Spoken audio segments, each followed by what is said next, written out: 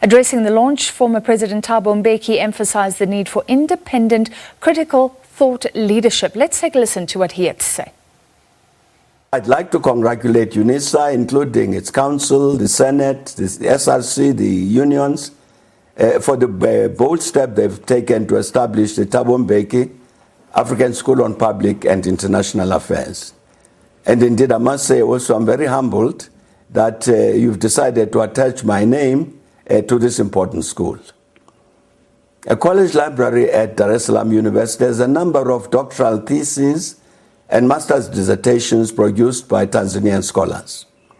And it's important to note that these are theses and dissertations presented at various universities in Tanzania, in South Africa, in China, in Germany, in the US, in UK, by Tanzanian scholars.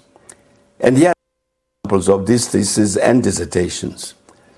One is on early career academics, professional experiences within a neoliberal context, a case of the University of Dar es Salaam.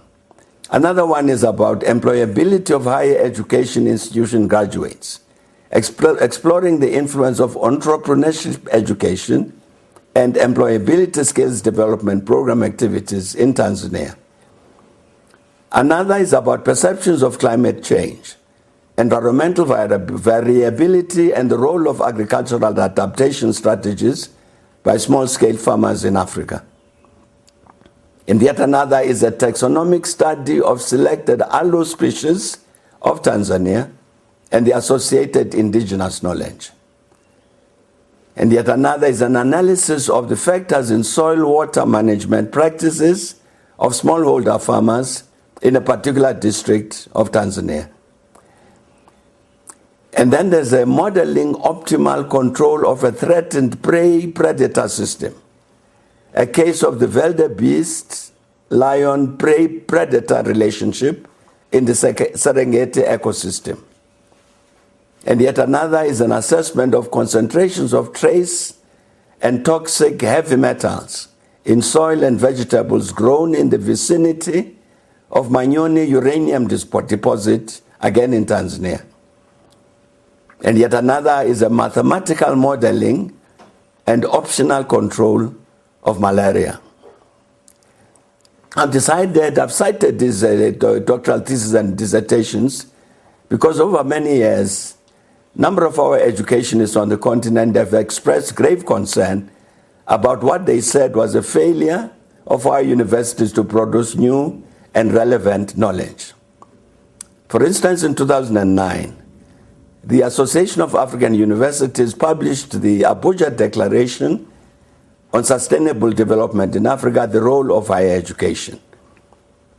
And it acknowledged that the real challenges for sustainable development in Africa are the promotion of economic and industrial development, the eradication of poverty, the resolution of conflicts, and the optimum use of natural resources. And it said that the African higher education research agenda tends to focus on purely academic and scientific objectives in order to ensure publication in refereed journals with little regard to developmental needs because of the publish and perish syndrome. And it says most of the research works in Africa are rarely relevant to the search for continental solutions to health, education, water, climate change, energy, and food security, all of them being indices for sustainable development.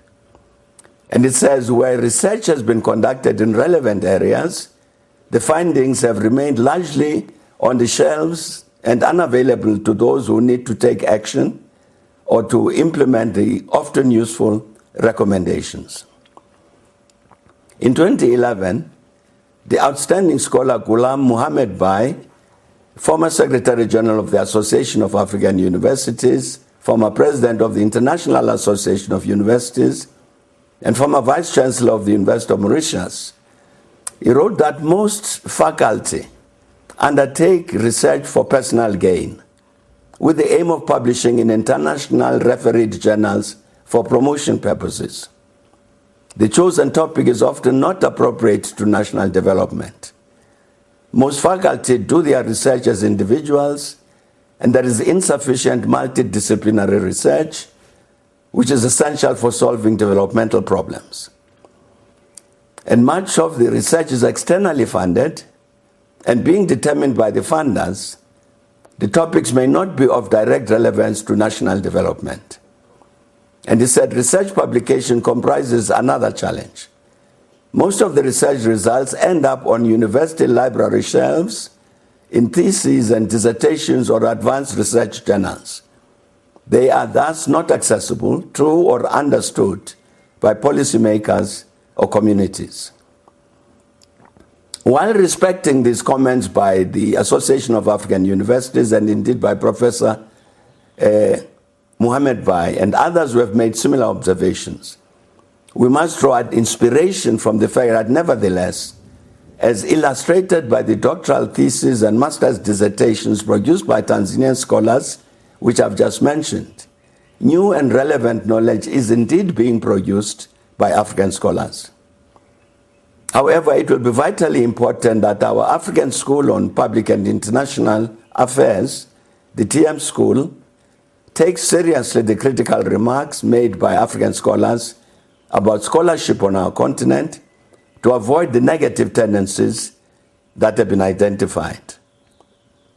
Yet another African scholar, the Emeritus Professor Eldred Turosimi Jones of the University of Sierra Leone, has pointed to one of the challenges facing our universities. Writing in 2004, he said that on graduation, in most parts of Africa, our students are faced with unemployment. This is a social problem that has already resulted in a growing class of dissident, disaffected citizens ripe for disruptive, antisocial action. It is our business in our tertiary institutions to look into the causes of unemployment and see how we can counter them. It would seem obvious that in examining this matter, as suggested by Professor Jones, the TM School would be well advised to look at experience on this matter from elsewhere in the world. Immediately, I'm thinking of comments made 5 years ago, in 2015, relating to the well-known Duke University in the United States of America. These comments were made in an article by a US professional economist, Brian Williams, who had studied at Duke University. And this article was headed, "Elite Universities in the US are turning our kids into corporate stooges." And Mr. Williams wrote, "Duke is a business, as are all colleges, and everyone has a job. The professors cared more about their real job, publishing in academic journals, than teaching. The administrators were corporate types who spent most of their time fundraising. The students were taught, usually not very thoroughly, and mostly by an overburdened set of graduate students and part-time instructors. And attached to it all was a basketball industrial complex, a multi-million-dollar enterprise awkwardly selling itself as caring for the educational prospects of its athletes. It was a massive system built not around education, but status. And some university presidents are remarkably candid about how they have transformed their institutions to serve market imperatives. And Stephen Joel Trachtenberg, the former president of George Washington University, acknowledges that he worked to transform the school into a luxury brand. And he said, college is like vodka, he liked to explain. So the New York Times reported, vodka is by definition a flavorless beverage. It all tastes the same, but people will spend $30 for a bottle of Absolute vodka because of the brand. The implication is that all higher education is the same. Some schools are just cooler than others. The 2008-2009 financial crisis confounded most neoliberal beliefs about how the world works. It should have provoked serious philosophical thought about our society's value system. And the university should be the philosophical thought center of society. But elite universities still largely initiate elite students into the corporate ruling class. and themselves embody the competitiveness and preoccupation with status that vex larger society. We are letting our most talented students, who could be the next generation of thinkers, to be drawn into jobs where they devise new ways to separate workers from their salaries or to help millionaires to avoid paying taxes. We are allowing the big business of college to dominate the real purpose of education, which is to learn to question everything, not to make sure you are on time to your Bain Capital interview. As Professor Jones had said, we are indeed faced with the challenge to help answer the question, what should be done to avoid or minimize the problem of unemployed university graduates? But surely the TM school will have to avoid the consequence, so graphically described by Brian Williams, of turning its students into corporate stooges. I believe that in this context, the school should pay close attention to some particular observations made by Mr. Williams.